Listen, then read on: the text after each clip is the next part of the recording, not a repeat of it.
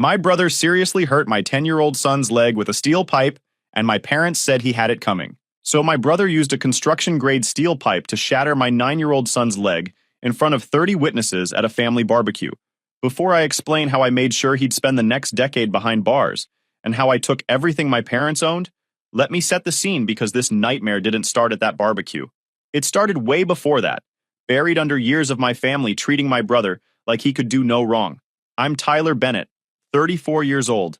I'm a corporate litigation attorney at Henderson & Associates in Austin, Texas.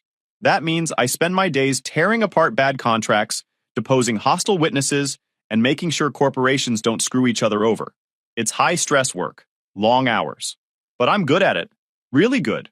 I made partner at 31, which is basically unheard of at a firm like Henderson. I pull in close to $400,000 a year, I've got a nice house in the suburbs with a pool, and I've built a life I'm genuinely proud of.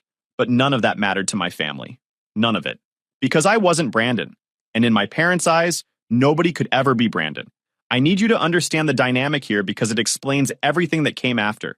From the time we were kids, Brandon was the chosen one, the golden child, the son who could do absolutely no wrong in my parents' eyes. He was 4 years older than me, and growing up, I watched him get away with everything while I got blamed for everything. When something went missing in the house, it was somehow my fault. When grades came home, his C- was excused because he was working so hard, while my A- meant I wasn't applying myself enough. I remember this one time when I was 12. I'd spent 3 months building this model ship for a school project. It was this intricate replica of an 18th century frigate, and I'd put in hours every night after homework getting every detail right. The night before it was due, Brandon came home late, stumbled into my room, and knocked it off my desk. Destroyed. Just completely demolished. I was crying, trying to salvage pieces, and when I told my parents what happened, my dad just shrugged and said, "Accidents happen, Tyler. Brandon didn't mean it. Maybe you should have kept your things in a safer place."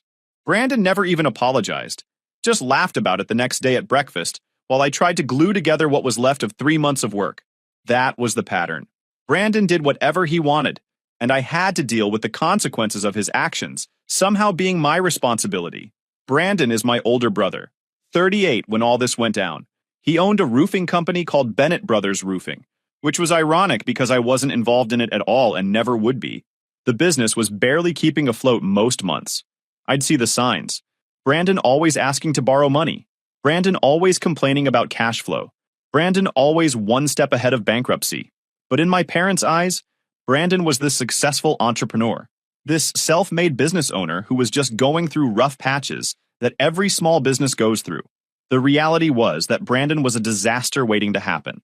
He had anger issues that everyone pretended didn't exist. I'm talking serious anger problems. The kind where he'd get into screaming matches at restaurants with waiters. The kind where he'd punch walls when things didn't go his way. The kind where his wife would call me sometimes, crying, saying he'd smashed something during an argument. But my parents never acknowledged it.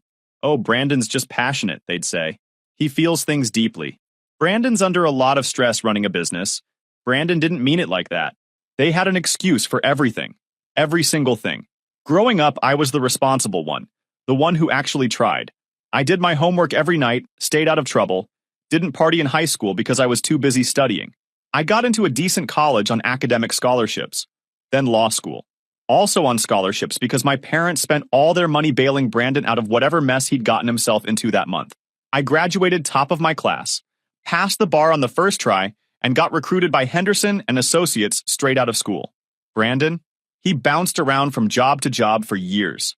Started out working construction, got fired for showing up late, then he tried sales. Got fired for arguing with a customer, then he tried being a car mechanic. Got fired for, you guessed it, getting into a fight with a coworker. Eventually, he started his own roofing company because nobody else would hire him anymore. And my parents treated it like he'd just founded the next Fortune 500 company. They threw him this massive party when he got his business license. Invited the whole family. Had a banner made. Bought a cake. The works. When I made partner at Henderson, which is a way bigger deal, I got a text that said, "That's nice, honey. We're proud of you." That was it. No party. No celebration. Just a generic text message that felt like it was copied and pasted from some template. I tried not to let it bother me. I really did. I built my own life, focused on my career, got married to an amazing woman named Catherine, and had Ethan. Catherine and I divorced when Ethan was 5, but it was amicable. We co-parent really well. She lives about 20 minutes away, and Ethan splits his time between our houses.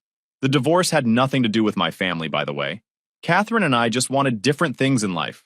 She wanted to travel, see the world, have adventures. I wanted stability and routine. We parted as friends, and we both love Ethan more than anything. So yeah, there was already tension with my family. But things really escalated when Brandon married Jessica about 8 years ago. Jessica is sweet. Too sweet for Brandon, honestly. She's one of those genuinely kind people who sees the best in everyone, even when there's nothing good to see. She's a nurse at a local hospital, works night shifts, completely holds their household together while Brandon's business circles the drain. They had twin daughters together about 6 years ago. Beautiful little girls, Maya and Sophie. And Jessica's mom, Mrs. Rosa, moved in with them about a year after the twins were born to help out. Mrs. Rosa was probably in her mid-60s, spoke English with a heavy Spanish accent, and was one of those kind, quiet women who just wanted to help her daughter and be useful to her family. She'd cook these amazing Mexican meals from scratch. She'd clean the house. She'd watch the twins when Jessica was working her night shifts at the hospital. She was basically holding that entire household together while Brandon's business was falling apart and Jessica was working herself to death. And Brandon hated her, absolutely despised her. He'd complain constantly at family gatherings about how she was always there, how she was a burden on his finances, how she was eating his food and taking up space in his house. Never mind that she was doing thousands of dollars worth of unpaid childcare and housework. Never mind that without her, Brandon and Jessica would have had to pay for a nanny and a housekeeper, which they absolutely could not afford. He'd call her names right to her face, told her she was useless, told her she should go back to Mexico, even though Mrs. Rosa was born in Texas and had never even been to Mexico. He'd make cruel jokes at her expense during family dinners, and my parents would just laugh it off. That's just Brandon being honest. That's just Brandon's sense of humor. You're too sensitive, Tyler, if you think that's mean. I tried calling him out on it multiple times. At my dad's 58th birthday party 2 years before the incident, Brandon made this joke about Mrs. Rosa being too old to be useful anymore. I told him right there in front of everyone that he was being disrespectful and cruel. My mom pulled me aside and said, "Why are you always starting drama, Tyler? Can't you just let things go? Your brother works hard. He's allowed to blow off steam. Blow off steam by verbally abusing an elderly woman who's helping raise his kids for free." Sure, Mom. That makes sense. After that, I started distancing myself from family events.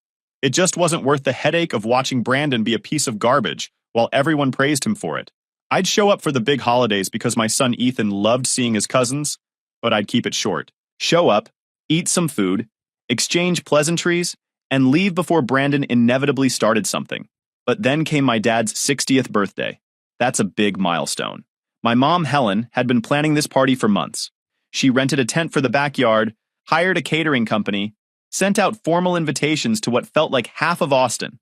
She made it very clear that everyone had to be there. No excuses. Family is family, Tyler. Your father is turning 60. You need to be there to celebrate with him. This is important. So I showed up. I brought Ethan with me because it was my weekend with him. He was 9 years old at the time, had just finished 3rd grade. He's the kind of kid who makes you proud just by existing, you know what I mean? He's thoughtful. He's careful. He reads books about animals and space. He still believes in being kind even when people don't deserve it. I raised him to stand up for what's right, to protect people who can't protect themselves, to speak up when he sees something wrong. Those were the values I tried to instill in him, because those were the values I wished my parents had instilled in me, instead of teaching me that being related to someone means you have to tolerate their abuse. Looking back now, I should have known better. Should have seen the warning signs. Should have kept Ethan away from that party. But hindsight's 20/20, right? And I genuinely thought Brandon wouldn't start anything at our dad's birthday party.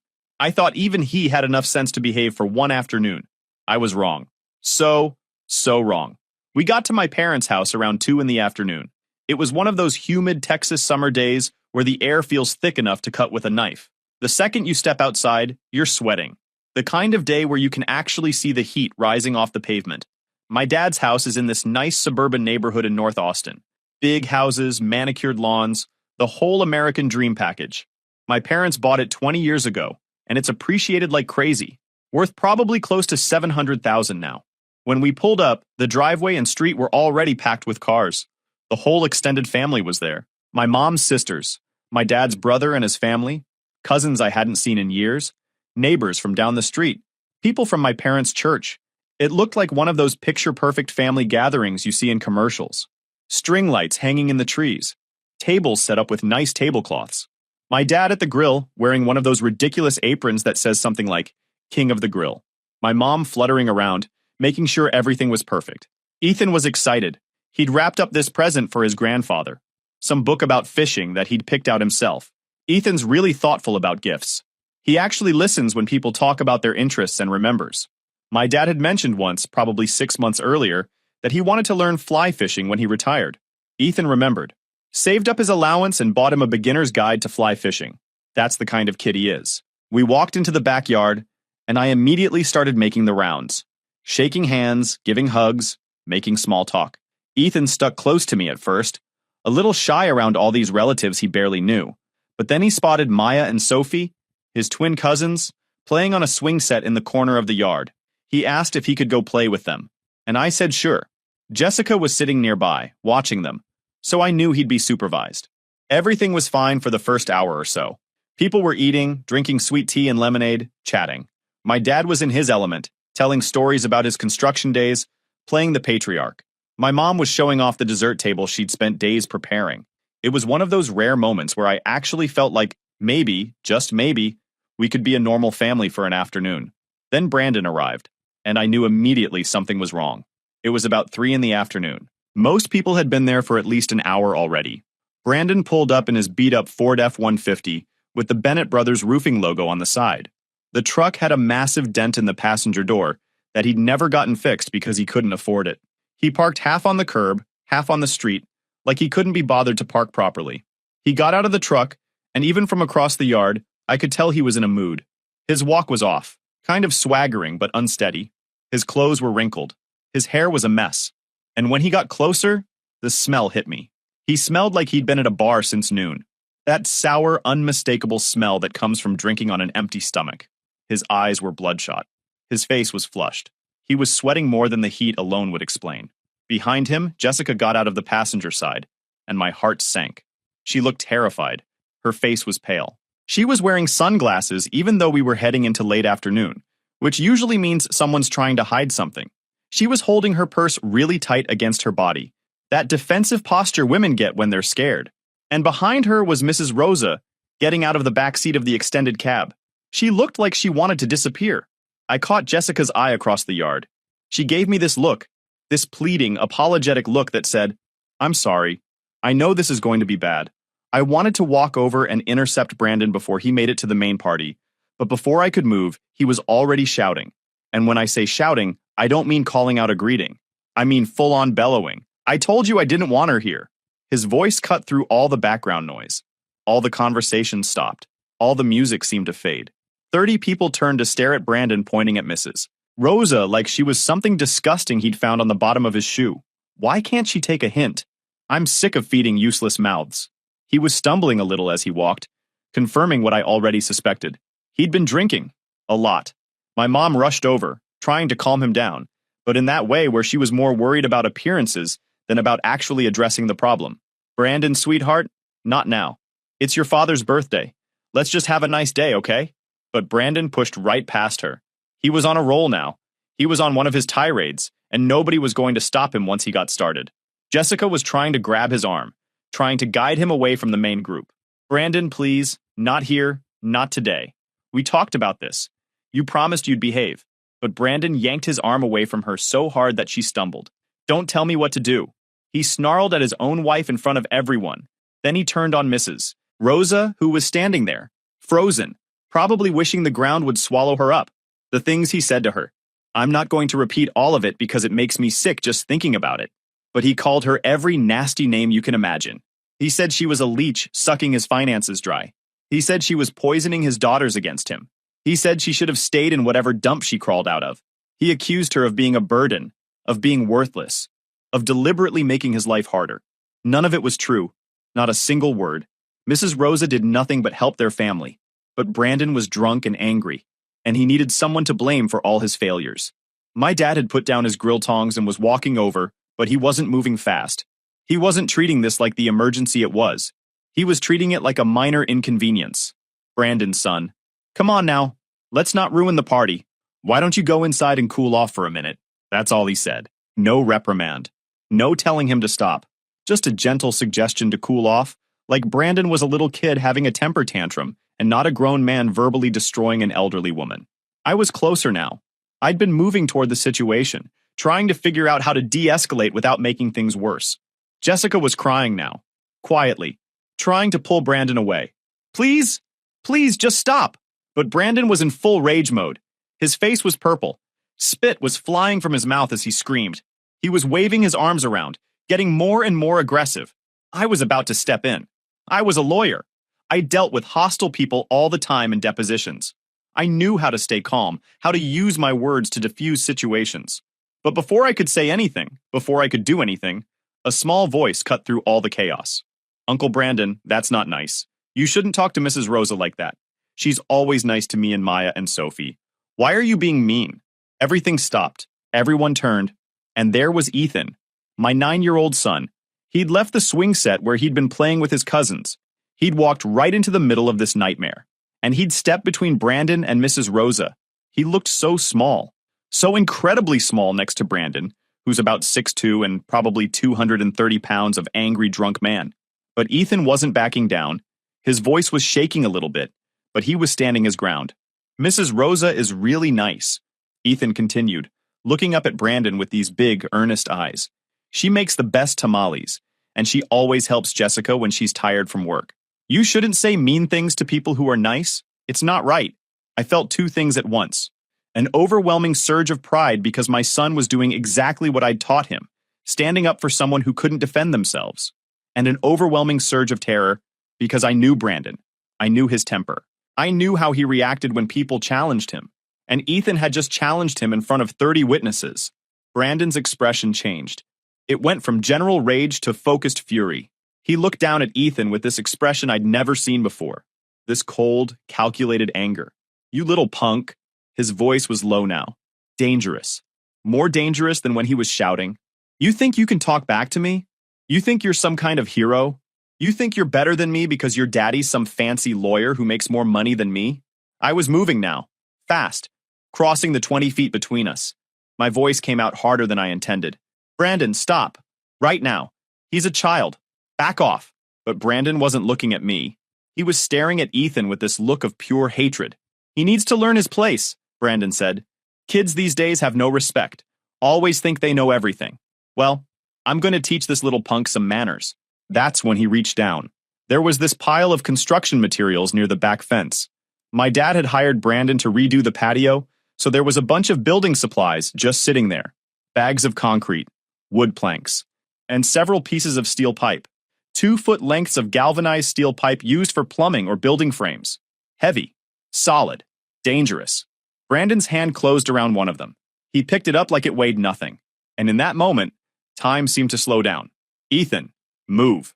I screamed it. Full volume. Everyone heard me. Everyone turned to look.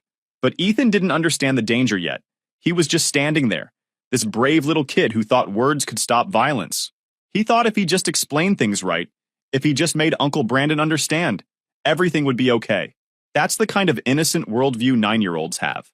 They don't yet understand that some people are broken in ways that can't be fixed with reason. Brandon didn't hesitate. Didn't threaten first. Didn't give any warning. He just swung that steel pipe like a baseball bat, putting his full body weight behind it. He aimed low, going for Ethan's legs. Maybe he thought hitting the legs would somehow be less bad than hitting the head. Or maybe he was just trying to knock my son down. Or maybe he didn't think at all. He was drunk and angry, and Ethan had challenged him, and that was enough.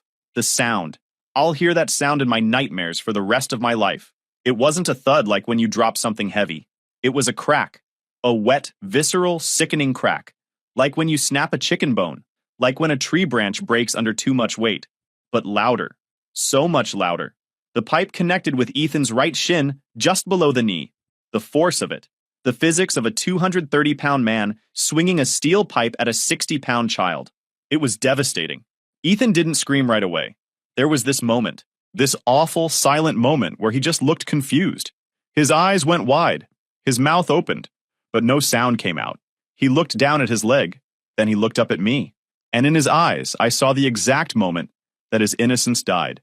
The moment he realized that adults, even family, could hurt you on purpose. Then he collapsed.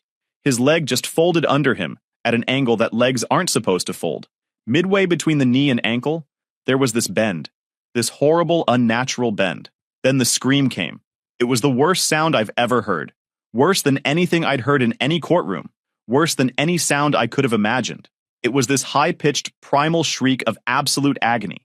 The kind of scream that comes from pain so intense that the body just takes over and produces this animal sound. My leg. He was screaming over and over. Daddy, my leg. Daddy, it hurts. Daddy, help me. I hit the ground next to him. My knees slammed into the grass hard enough that I'd have bruises for weeks. But I didn't care. I didn't feel it. All I could see was Ethan. His jeans were already soaking through with blood. Dark red spreading down his leg. And then I saw it. The bone. White bone sticking out through the skin, through the denim. A compound fracture. The tibia had snapped clean through and punched out through the flesh. There was blood everywhere. On the grass. On Ethan. On me. Don't move, buddy. Don't move. I was crying. Fully sobbing. My hands were hovering over his leg, but I was terrified to touch him. Every first aid course tells you not to move someone with a broken bone. Don't move them. Don't touch them. Wait for professionals. But every instinct I had was screaming to do something. Fix it. Make it better. But I couldn't. I couldn't do anything except kneel there next to my son while he screamed in pain. I looked up. I don't know why. Maybe looking for help. Maybe looking for answers. Maybe just needing to see someone, anyone, react appropriately to this horror. And I saw Brandon. He was still holding the pipe. His chest was heaving. He was breathing hard like he'd just run a sprint. But he wasn't horrified. He wasn't shocked at what he'd done. He looked satisfied. He looked vindicated. Like he'd won something. Like teaching a 9-year-old a lesson about respect was worth shattering his leg. That'll teach you. Brandon said it loud enough for everyone to hear. That's what happens when you disrespect your elders. That's what happens when kids get too mouthy. I stood up. I don't remember deciding to stand up. My body just moved on its own. I was going to kill him. Right there. In front of everyone. I was going to take that pipe out of his hand and beat him to death with it. I didn't care about the law. Didn't care about jail. Didn't care about anything except making him hurt the way my son was hurting. But before I could take a step, hands grabbed me from behind. Strong hands. My father's hands. He wrapped his arms around me, holding me back. Tyler, calm down. He was yelling in my ear. Don't make this worse. Don't make a scene here. Let me go. I was roaring, struggling against him. My father's got about 30 pounds on me, and he was using all of it to keep me restrained. He just broke Ethan's leg. Let me go. Look at him. Look at what he did. My mother appeared. She stepped right past Ethan, who was still on the ground, still screaming, still bleeding. She stepped over him like he was a piece of furniture. She walked over to Brandon, who was still holding that pipe, and she stood between us, protecting Brandon, actually physically positioning herself to protect the man who'd just attacked a child. Then she looked at me. Her face was calm, not shocked, not horrified, just calm and disapproving, like I was being dramatic, like this was somehow my fault. You've always been too soft on that boy, Tyler. Her voice was steady, matter of fact. That's why he's so disrespectful. He needs to learn not to interfere in adult matters. This is partly your fault for not disciplining him properly. I couldn't process it, couldn't understand what I was hearing. My son's bone was sticking out of his leg. There was blood pooling on my parents' perfectly manicured lawn, and my mother was blaming me for not disciplining him. My father was nodding along, still holding me back, still restraining me like I was the problem. It was just a tap, Tyler. My dad actually said this out loud where people could hear. Brandon lost his temper. The boy provoked him. This is family business. We don't need to involve outsiders. We can handle this ourselves. Just a tap.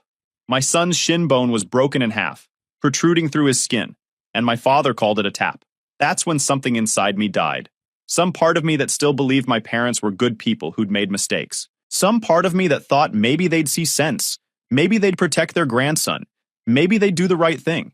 That part died right there in that backyard. And something else took its place. Something cold and calculating and absolutely ruthless. I pulled my phone out. What are you doing? Brandon sneered. You going to call the cops on your own brother? I didn't answer. I snapped a photo of Ethan's leg. Then another. Then a video of him crying.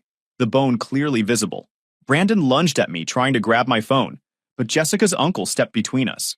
Someone had already called 911. I could hear sirens in the distance. When the ambulance arrived, the EMTs took one look at Ethan and immediately got him on a stretcher. They told me it was a severe compound fracture, that he needed surgery immediately. I rode with him in the ambulance. At the hospital, while they were prepping Ethan for surgery, a police officer came to take my statement. I showed him the photos, the video, and the names of 30 witnesses who saw the whole thing. The officer's face went hard when he saw the evidence. Your son's 9 years old? Yes. And your brother hit him with a steel pipe? Yes. Over words? Over my son defending an elderly woman from verbal abuse. The officer nodded slowly. We'll be arresting your brother. Do you have somewhere safe to stay tonight? I do, I said. And I'm filing charges, maximum charges. That evening, after Ethan was in surgery, my phone started blowing up. My mother. Tyler, please. Brandon didn't mean to hurt him that badly. You can't press charges. He's your brother. My father. You're tearing this family apart over an accident. Brandon just lost his temper. You're overreacting. Brandon's wife, Jessica. Please, Tyler. He's already been arrested. Don't make this worse. Think about the twins. I blocked all of them. Every single one. Then I sat in that hospital room and made a decision. I was going to destroy Brandon. Completely and utterly. And if my parents wanted to protect him, I'd destroy them too. The surgery took 6 hours. They had to insert a metal rod to hold the bone together. The doctor told me Ethan would need months of physical therapy, might walk with a limp for the rest of his life, and would definitely have chronic pain. All from his uncle. All because he stood up for someone being bullied. When Ethan finally woke up, groggy from anesthesia, the first thing he said was, "Dad, is Mrs. Rosa okay?" That broke me.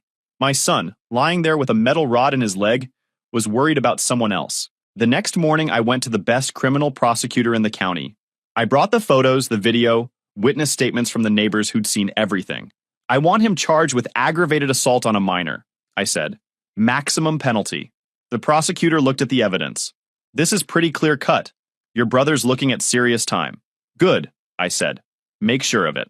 Then I went to a civil attorney. I want to sue him for everything. Medical bills, pain and suffering, future medical costs, emotional trauma, everything. The attorney whistled low. That's going to be a lot of zeros. I know, I said, and I want every single one of them. But I wasn't done. I'm a lawyer, remember? I know how to dig. I started investigating Brandon's roofing company. Something about it had always seemed off. Within a week, I found what I was looking for. Brandon had been running his business illegally for years. No proper licensing, no insurance, cutting corners on safety regulations.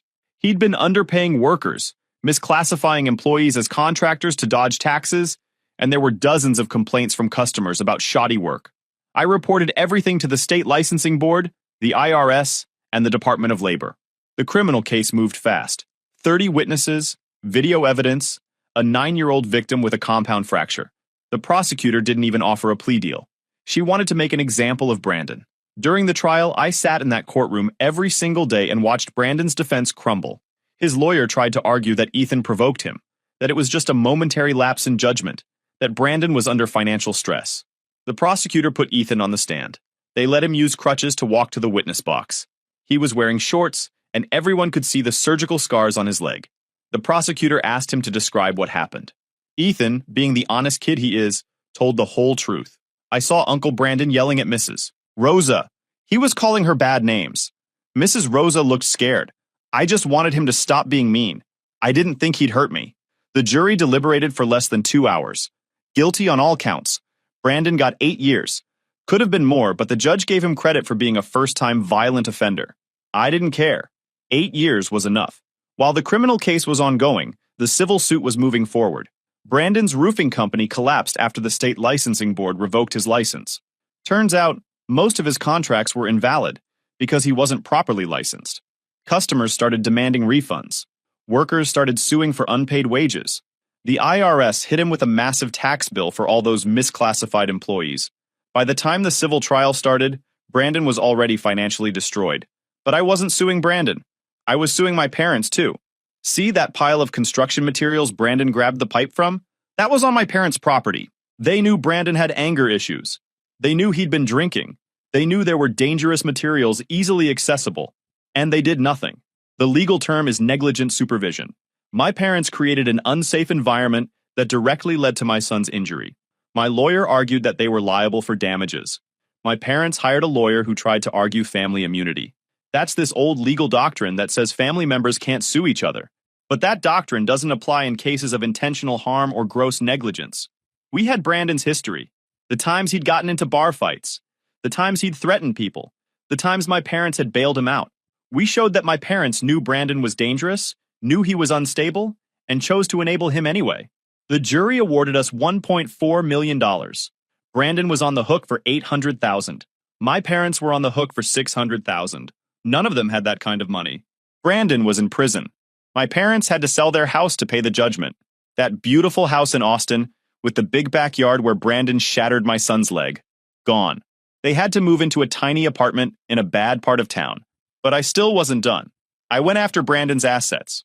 He didn't have much, but what he did have, I took. His truck, his tools, his equipment. I sold it all and put the money toward Ethan's medical fund. I also went after my parents' retirement accounts. Texas law protects some retirement money from judgments, but not all of it. I took every cent I legally could. My extended family tried to intervene. Cousins calling me, telling me I was being cruel. Aunts and uncles saying I was destroying the family over an accident. I told them all the same thing. When you enable abuse, you're complicit in it. When you protect an abuser, you become one. I don't care if you think I'm cruel. I care about protecting my son. Most of them stopped talking to me. Fine by me. Jessica, Brandon's wife, reached out privately. She told me she was divorcing Brandon. She said she'd been terrified of him for years, but was too scared to leave. She said watching him attack a child made her realize she had to protect her daughters. I helped her find a good divorce attorney, pro bono. She got sole custody of the twins. Brandon won't see them again until they're adults, if they even want to see him. Mrs. Rosa was able to stay with Jessica and the girls. She's still helping raise them, but now she does it in peace without Brandon terrorizing her. 2 years after the trial, I got a call from the prosecutor. She told me Brandon had been stabbed in prison. Some fight in the yard. He survived, but barely. She wanted to know if I'd be willing to speak at his parole hearing when the time came. I told her I'd be there, and I'd make sure he served every single day of his sentence. She laughed and said she figured as much. My parents called me once during those 2 years. They needed money. The apartment they'd moved into had a rent increase they couldn't afford. They were struggling to make ends meet. My dad had to come out of retirement to work part-time at a hardware store. My mom was working at a grocery store. They wanted me to help them. Just a little financial support until they got back on their feet. I met them at a coffee shop. I wanted to see their faces when I said no. They looked old, tired, worn down by life. My dad started with the usual. Tyler, we're family. Family helps each other. We made a mistake, but you can't punish us forever. Your mother and I raised you. We gave you everything. You owe us. I let him finish. Then I pulled out a folder. Inside was a printout of every text message, every voicemail, every email they'd sent me defending Brandon. Every time they minimized what he did. Every time they said Ethan deserved it. Every time they called me cruel for pressing charges. I laid it out on the table between us. You didn't make a mistake, I said, my voice calm and cold. You made a choice. You chose to defend the man who shattered your grandson's leg. You chose to blame a 9-year-old child for being attacked. You chose Brandon over Ethan, over me, over basic human decency. My mother started crying. Tyler, please. We're sorry. We didn't know it would get this bad. You knew, I said. You knew when you held me back while my son was screaming in pain. You knew when you said he deserved it. You knew when you hired lawyers to fight me instead of just admitting you were wrong. You made your choice. Now you get to live with it. My dad's face went red. So you're just going to let your parents suffer? You're going to abandon us? I'm not abandoning you, I said. I'm just treating you the way you treated me and Ethan. I'm choosing someone else over you. I'm choosing my son. My mom was sobbing now. Please, Tyler. We have nowhere else to go. Figure it out, I said, standing up. You're adults. You're resourceful. You'll survive. That's what you told me when I asked for help with Ethan's medical bills before the lawsuit. Remember? You said we'd figure it out. So figure it out. I walked out of that coffee shop and never looked back. I don't feel guilty about it. Not even a little bit. Because every time I think maybe I was too harsh, I look at Ethan. He's 11 now. He walks with a slight limp. He gets pain in his leg when it rains. He'll have that scar for the rest of his life. A permanent reminder that his uncle attacked him, and his grandparents said he deserved it. But you know what? Ethan's doing okay. Better than okay, actually. He's in therapy, not because I forced him, but because he asked for it. He wanted to talk to someone about what happened. He's got friends, he's doing well in school, and he's still the kindest kid you'll ever meet. He volunteers at an animal shelter on weekends. He tutors younger kids who are struggling with math. He's everything a father could hope for. If you enjoyed this video, please hit that subscribe button. It really helps the channel and help us bring you more and better stories. Thanks.